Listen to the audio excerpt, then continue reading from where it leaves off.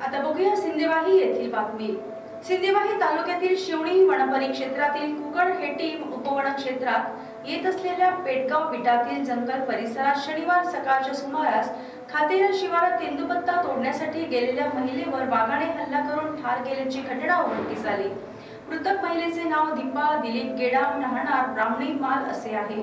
तेंदूपत्ता हंगाम सुरू झाला असल्यामुळे ग्रामीण भागात रोजगाराची संधी प्राप्त झाली असली तरी हिंस्र वन्य प्राण्यांच्या हल्ल्यांमुळे तेंदूपत्ता संकलन हंगाम जीवावर बेतण्याच्या घटना घडत आहे। सिंदेवाही तालुक्यातील ब्राह्मणी माल येथील महिला दीपा गेडाम ही खातेरा शिवारात तेंदूपत्ता तोडत असताना दबा धरून बसलेल्या वाघाने हल्ला करून ठार केल्याने परिसरात वाघाची दहशत निर्माण झाली आहे। घटनेची माहिती प्राप्त होताच वन विभाग व पोलीस विभागाची चमू घटनास्थळी दाखल होत घटनेचा पंचनामा करून मृतदेह शवविच्छेदनाकरिता सिंदेवाही ग्रामीण रुग्णालयात हलविला।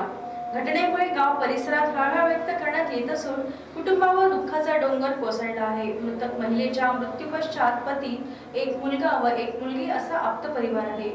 वाघ हल्ल्याच्या घटनेमुळे गाव परिसरात भीतीचे वातावरण निर्माण झाले असून तेंदूपत्ता हंगाम वाघाच्या दहशतीत कसा करावा असा प्रश्न उपस्थित झाला आहे।